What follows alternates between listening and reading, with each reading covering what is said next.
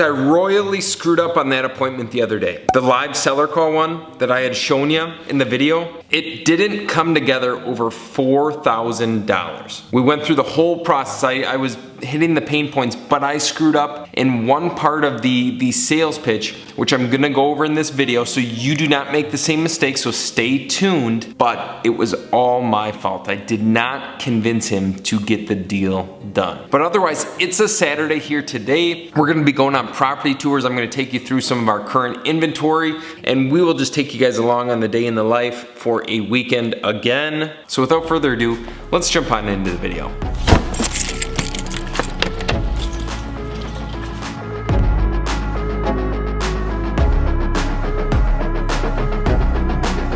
Right now we are headed to Neenah to check out the remodel property going on there. Everything is turning out really well. I'm super excited about this specific project, and it shouldn't take too much longer. Flooring starts to go in next week, or this upcoming week on Monday already, so it's gonna look phenomenal when it's all said and done. But let's talk about the elephant in the room, how I did not get that deal.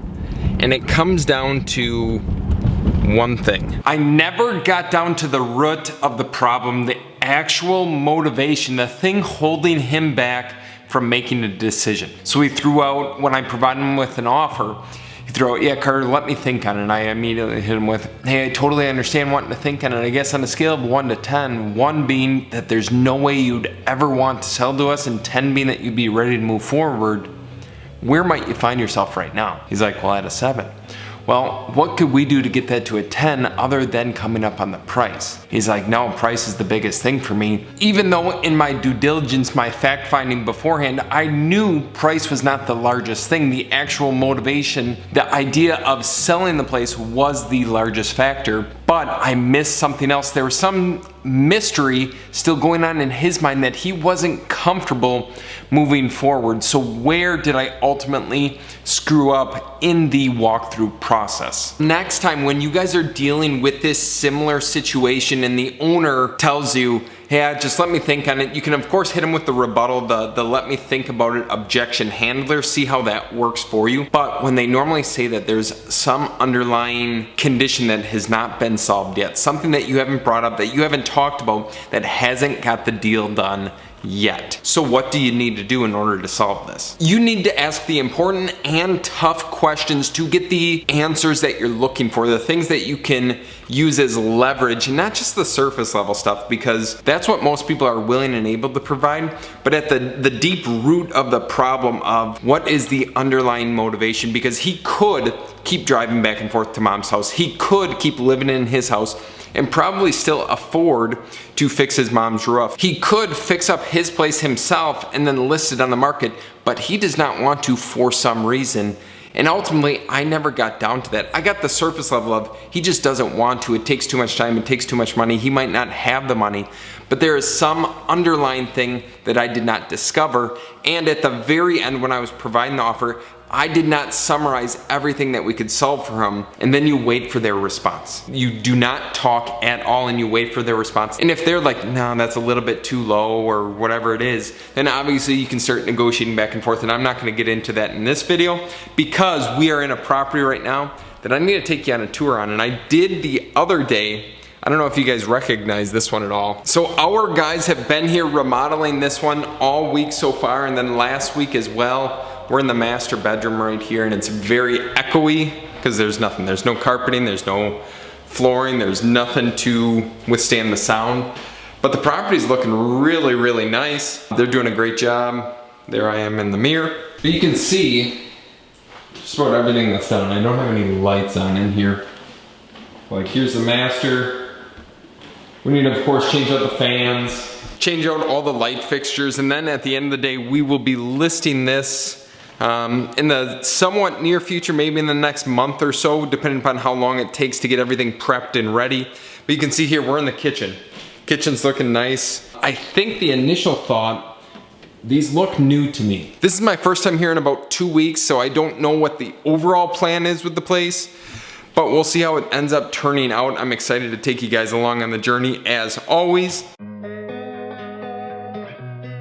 We're out in front of a recent wholesale deal. You can see it right here. I'm not gonna zoom in too close because it's not yet closed, but this is an assignment of contract, $18,000 profit. How did we find this deal? How can you do deals like this? This is another referral lead. Someone sent to us, actually a past client, that they're gonna get paid out on this one. We're able to compensate them some cash in their pocket. Is a little finder's fee of some sort, but it just shows you that building relationships, having a good track record pays off at the end of the day, because we can close more deals like this, and $1,000 to acquire an $18,000 profit is absolutely insane. We're at another one we wholesaled here in Neenah.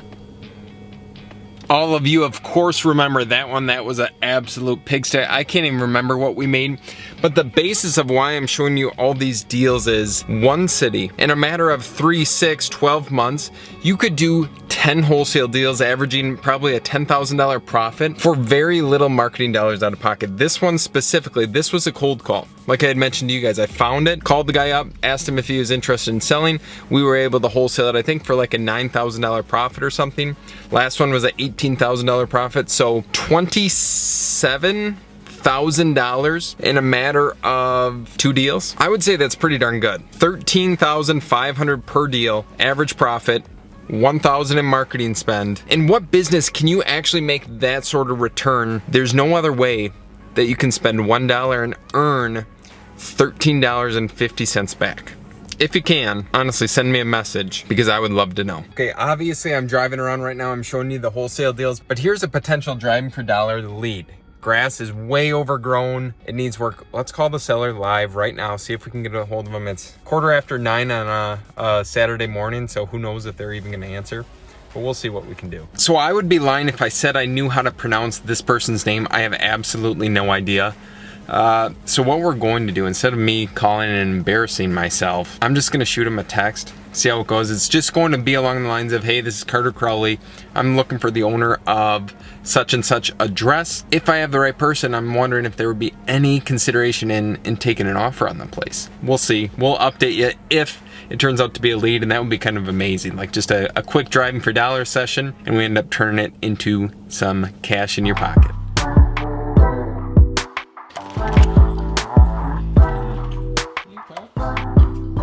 We got a response from that lead within minutes of texting them, and the answer was, no, I'm not interested, please do not text me. Why might that be the case? Why might an overgrown property that looks like it's vacant, that looks like it needs work, why would the owner not want to sell? And their answer is, there is zero motivation to sell right now, but it could be a future follow-up lead, so we'll put it within the system. And also, when you're doing some driving for dollars, I have a dog right here and she's crazy, but when you're doing some driving for dollars, a quick tip for you guys who are doing the driving yourself or even have team members doing it, when the blinds in the house are yellow, like normally most blinds in a house are white or like an off-white, but when they are yellow, that means that the owner is a chronic smoker, which means they generally cannot sell it on the open market unless they do the clean out, the remodeling, the cleaning. And it's a great lead for you to call, text like I just did,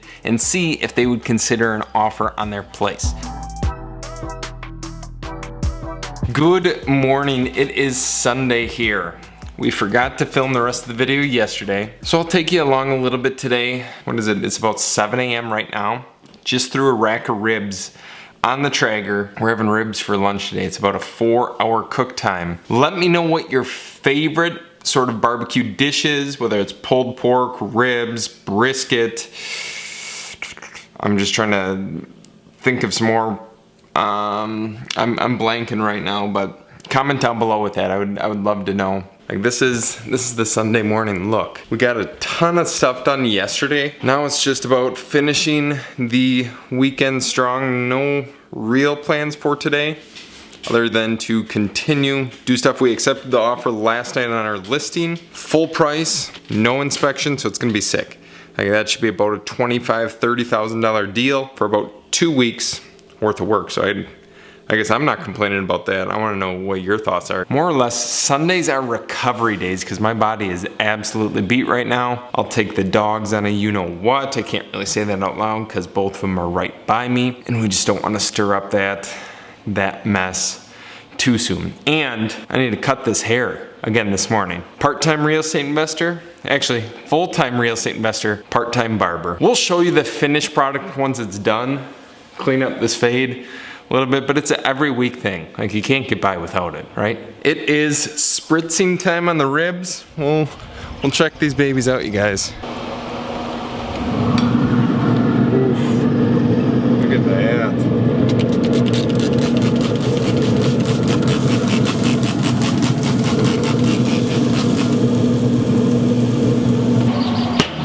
If those aren't gonna be absolutely amazing once they're done, I'm not sure what will be, but it looks delicious. I'm super excited to get like 3 more hours to keep doing stuff prior to lunchtime, I guess. I'm super hungry.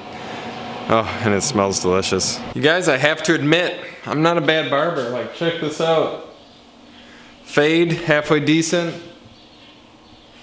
All by myself, no one else around besides these dogs. I'm getting pretty good at this, regardless. But the last thing that I want to show you in this video before I wrap it up completely here for Sunday is how to assemble a list of apartments, self-storage, mobile home parks, commercial buildings, land, whatever it is that you truly want through utilizing the Deal Machine platform. So let's jump onto my computer really quick. Okay, so we're logged into our Deal Machine account, and I'm gonna show you guys how to compile that list of very special properties. And of course, if you have access to some other list provider, they might be able to get you all these same records, but very rarely are all these same properties in those databases.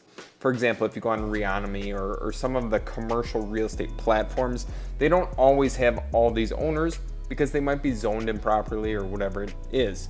So what we're going to do is on Deal Machine, there is a way you can go to, this is under the leads tab, and this is a map search.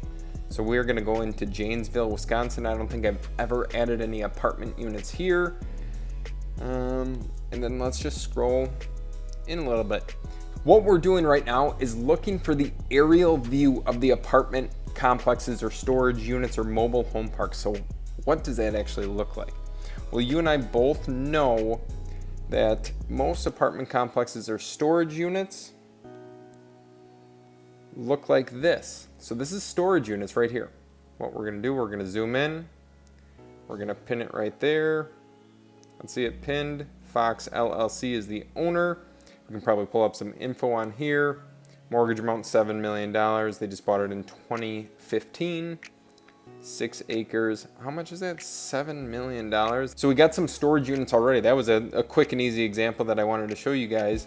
But now let's look for, this looks to me like a mobile home park because these are obviously trailer homes. They're all very close together. It's in like a single community.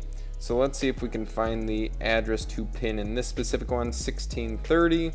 Let's pin that right now, see if we can find the owner, and let's see if we can get the lowdown on this particular one. So it's 30 acres. They don't have anything as far as assessment, so it could be still one of the original owners of the mobile home park. There might be more than one address too. Like here's 1601. But now let's search for some apartment complexes because that's what I know you guys might care about more than storage units, mobile home parks, whatever it is. And of course, this is very tedious, it's monotonous. But at the end of the day, you can outsource this to a virtual assistant, which we have done in numerous occasions, and they will do it for you. And right here is an apartment complex. Obviously, you can see garages, unit buildings. We'll click and add that owner. 1906, see if there's any info. Washington Street Apartments. They bought in 2015. Damn, that seems like a pretty good price. $1.6 million. Mortgage amount 1.43. It also tells you North Shore Bank. So if you're ever looking for financing properties, you can contact these lenders that are already named. So we are gonna wrap the video there. And if you guys want to follow along more day in the lifestyle videos like this one was, click and watch the playlist right here where I break down the typical day in the life of a real estate investor. So peace, I'll see you in the next video. And don't forget to like and subscribe this one, please.